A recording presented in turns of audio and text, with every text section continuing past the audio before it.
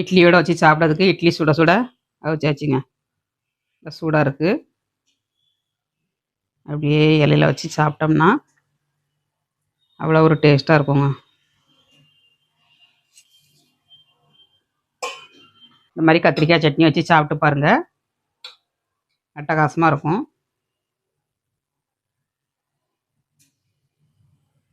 Emmy Emmy கத்திரிக்காய் chutney ரெடிங்க. Hi friends, எல்லோரும் எப்படி இருக்கீங்க? நல்லா இருக்கீங்களா? இன்றைக்கி சூப்பராட்டு காலைல பிரேக்ஃபாஸ்ட்டுக்கு இட்லி தோசைக்கு சட்னி செய்ய போகிறாங்க. கத்திரிக்காய் சட்னி. கத்திரிக்காய் சட்னி எப்படி செய்கிறதுன்னு பார்க்கலாம். வீடியோ முதல் ஸ்கிப் பண்ணாமல் பாருங்கள். வீடியோ பிடிச்சிருந்தாலும் லைக் பண்ணுங்கள், ஷேர் பண்ணுங்கள், கமெண்ட் பண்ணுங்கள்.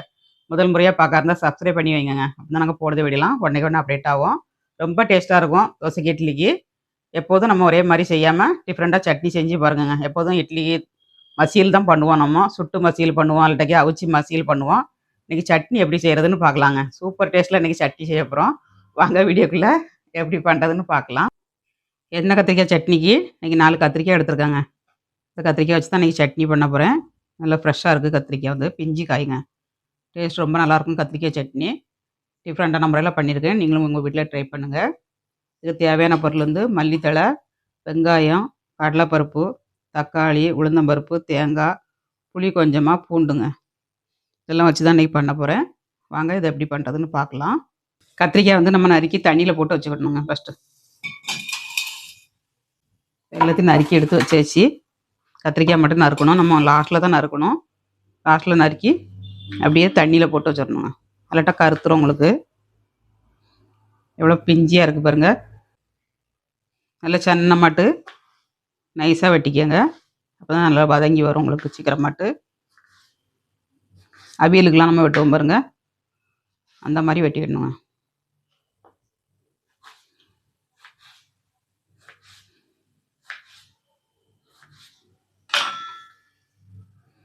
இந்த மாதிரி பத்தளவாக கட் பண்ணிக்கோங்க. தண்ணியில் போட்டு வச்சுக்கலாம்.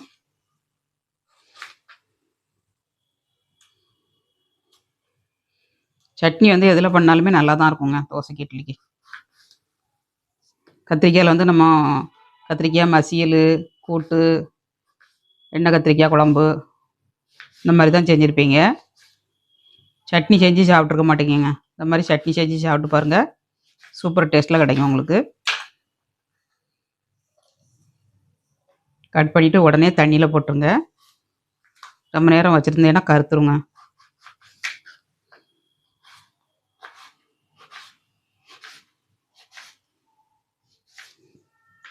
பீக்கங்காய் சட்னி, சுரைக்காய் சட்னி, கேரட்டு சட்னி, முள்ளங்கி சட்னி, எல்லாத்துலேயுமே சட்னி பண்ணலாங்க, நல்லாயிருக்கும்.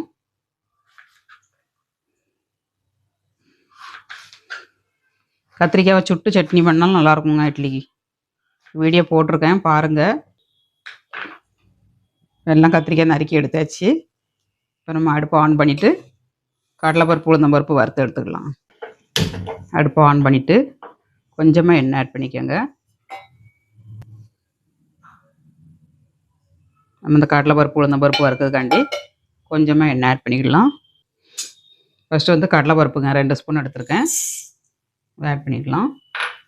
இது கொஞ்சம் வறுத்ததும் நம்ம உளுந்தம்பருப்பு ஆட் பண்ணிடலாம். இதெல்லாம் போட்டு சட்னி பண்ணால் தான் டேஸ்ட் கொடுக்குங்க. நல்லா வறுபடட்டும்.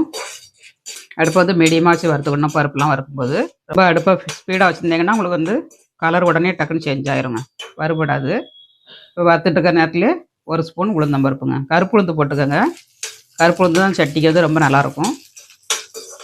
கருப்பு உளுந்து போட்டுக்கோங்க. கொஞ்சம் நல்லா வறுபடட்டும். நல்லா வறுபட்டு வந்துருச்சுங்க. ஒரு 6-7 காஞ்ச மிளகாய் உங்கள் காரத்துக்கு தகுந்துட்டு எடுத்துக்கோங்க. அப்புறமா தேங்காய்ங்க. தேங்காய் 2 துண்டு தேங்காவை சின்னதாக கட் பண்ணி வச்சுருக்கேன்.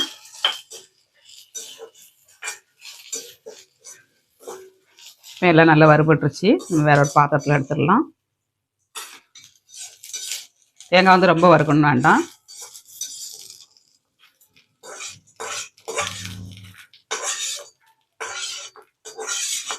எல்லாம் வறுத்தாச்சு. வெங்காயம், தக்காளி நம்ம வதக்கி எடுத்துக்கலாம். இப்போ எண்ணெய் ஆட் பண்ணிக்கிடலாங்க. புளி கரண்டிக்கு ஒரு கரண்டி ஆட் பண்ணியிருக்கேன். இதில் வந்து வெங்காயம் ஆட் பண்ணிக்கலாங்க. சின்ன வெங்காயம் மட்டும் 2 வெங்காயம் எடுத்துருக்கேன். இதை வதக்கிடலாம்.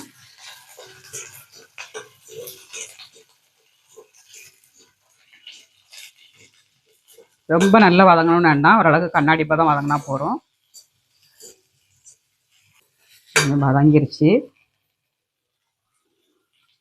5-6 பல்லு பூண்டுங்க, நாட்டு பூண்டு, சின்ன பூண்டாக இருக்குது. ஒரு 5-6 பல்லு பூண்டு எடுத்துருக்கேன். பெரிய பல்லு பூண்டுனா ஒரு 3 பல்லு பூண்டு போட்டுக்கோங்க. ஒரு துண்டு புளிங்க. இதையும் நல்லா வதக்கிக்கிடணும். 4 இட்லி சாப்பிடுதவங்க 8 இட்லி சாப்பிடுவாங்க.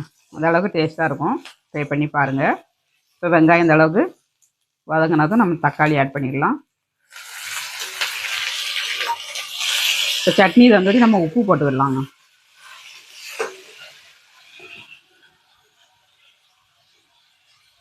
சட்னி தந்தோடி உப்பு போட்டிங்கன்னா உங்களுக்கு வெங்காயம் தக்காளியும் வதங்கிடும், சட்னிக்கும் உப்பும் ஆயிருங்க. அதனால் இந்த மாதிரி போட்டுக்கோங்க.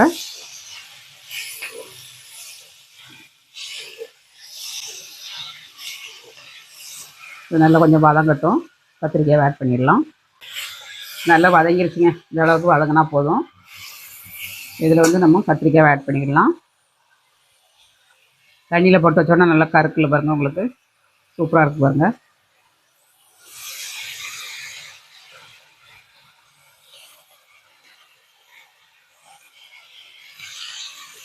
கத்திரிக்காவை நல்லா வதக்கிடணும்.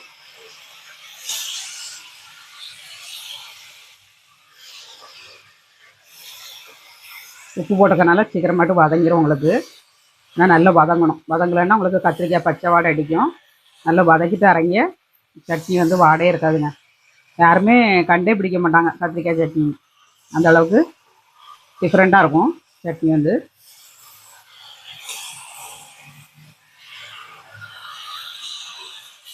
நல்லா வதக்கிடலாம். அடுப்பை மீடியமாக வச்சு கொஞ்ச நேரம் மூடி வச்சுன்னா நல்லா வதங்கிடும். கொஞ்சமாக மூடி வச்சுக்கலாம், நல்லா வதங்கட்டும். கத்திரிக்காய் நல்லா வதங்கிருச்சுங்க. இப்போ ஓப்பன் பண்ணிடலாம். கூட 2 மட்டும் கிண்டி கொடுத்தேன். நல்லா வதங்கிருச்சு. இந்த அளவுக்கு வதங்கணுங்க. இப்போ கொஞ்சமாக மஞ்சள் தூள் போட்டு நம்ம கிண்டி அடுப்பை ஆஃப் பண்ணிடலாம். ஒரு 1/4 டீஸ்பூன் போட்டால் போதும். இந்த சட்னியோட கலர் வந்து மாறாதுங்க மஞ்சள் தூள் போட்டிங்கன்னா. அதுக்காண்டி தான் கொஞ்சமாட்டு மஞ்சள் தூள் போட்டிருக்கு.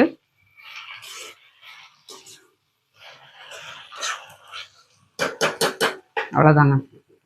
நம்ம ஆற வச்சு அரைச்சிக்கலாம். ஒரு பிளேட்டில் நம்ம அப்படியே மாற்றி வச்சோம்னா நல்லா ஆறிடுங்க.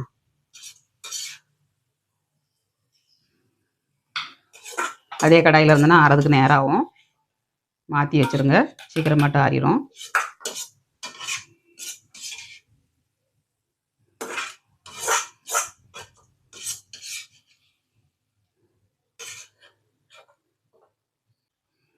சட்னிக்கு நல்லா ஆறிடுச்சுங்க.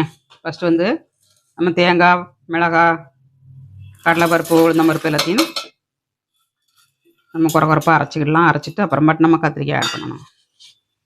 இதை ஃபஸ்ட்டு அரைச்சி எடுத்துக்கலாம்.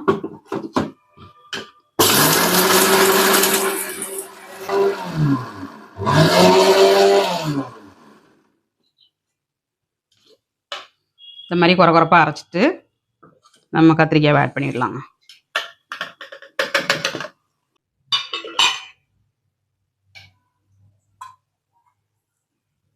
கொஞ்சமாக அரைச்சிட்டு அப்புறமா தண்ணி ஊற்றிடலாம். மல்லித்தழையை போட்டுக்கிடலாங்க. கொஞ்சம் மல்லித்தழை ஆட் பண்ணுங்கள், டேஸ்ட்டாக இருக்கும். வதக்கினாலும் வதக்கிடலாம், ஃப்ரெஷ்ஷாக போட்டனாலும் போட்டுக்கலாம். ஃப்ரெஷ்ஷாக போடுங்க, நல்லா வாசனையாக இருக்கும்.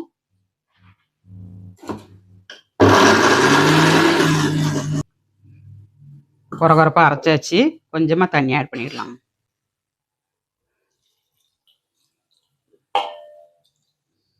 ரொம்ப தண்ணி ஆக்கக்கூடாது.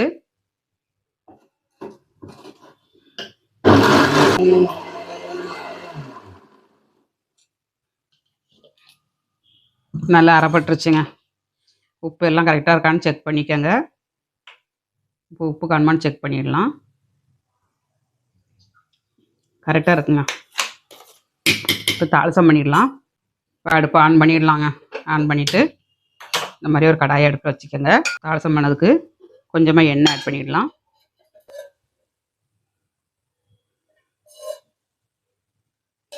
புளி கரண்டிக்கு ஒரு கரண்டி ஆட் பண்ணியிருக்காங்க. இதில் வந்து கொஞ்சமாக கடுகு ஆட் பண்ணிடலாம். 1/2 ஸ்பூன் கடுகு, அப்புறமா கொஞ்சமாக உளுந்தம்பருப்புங்க. உளுந்தம்பருப்பு போட்டு தாளிச்சிங்கன்னா நல்ல மணமாக இருக்குங்க. 2 உளுந்தம்பருப்பு போட்டுக்கோங்க. கடுகு உளுந்தம்பருப்பும் பொரிஞ்சிருச்சு. 2-3 வரமிளகா போட்டுக்கலாம். அப்புறமா கொஞ்சமாக கருவேப்பிலை.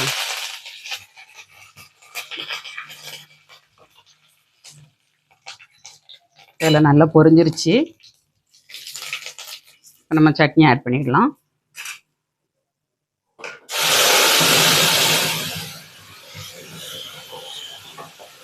அடுப்பு ஆஃப் பண்ணியாச்சுங்க.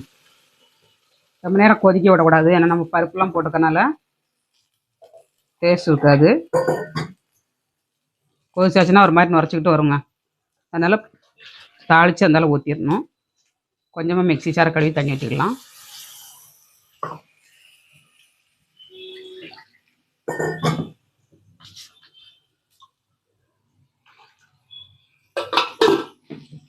நல்லா மிக்ஸ் பண்ணிடலாம்.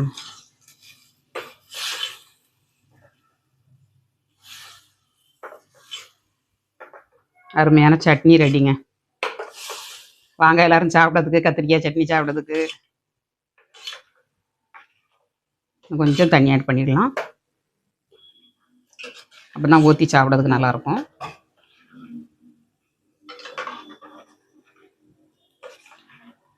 சூப்பராக ரெடி ஆயிடுச்சுங்க. சட்னி ரெடிங்க. அப்படியே மல்லி இலை தூவி ஊற்றி சாப்பிட்டோம்னா அவ்வளோ ஒரு டேஸ்ட்டாக இருக்கும். வாங்க எல்லோரும் சாப்பிட்றதுக்கு. கத்திரிக்காய் சட்னி ஒரு பவுலில் ஆட் பண்ணிடலாம்.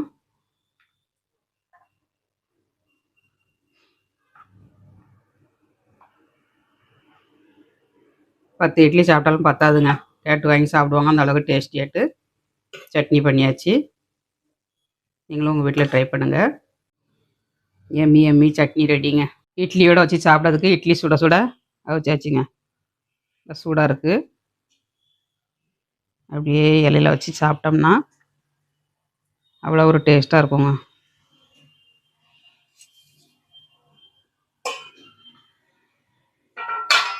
இந்த மாதிரி கத்திரிக்காய் சட்னி வச்சு சாப்பிட்டு பாருங்கள்.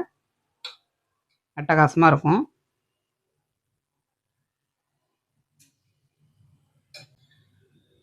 சாப்பிட்டு பார்க்கலாங்க. கத்திரிக்காய் சட்னியும் சுட சுட இட்லியும் எப்படி இருக்குன்னு டேஸ்ட் பண்ணி பார்க்கலாம்.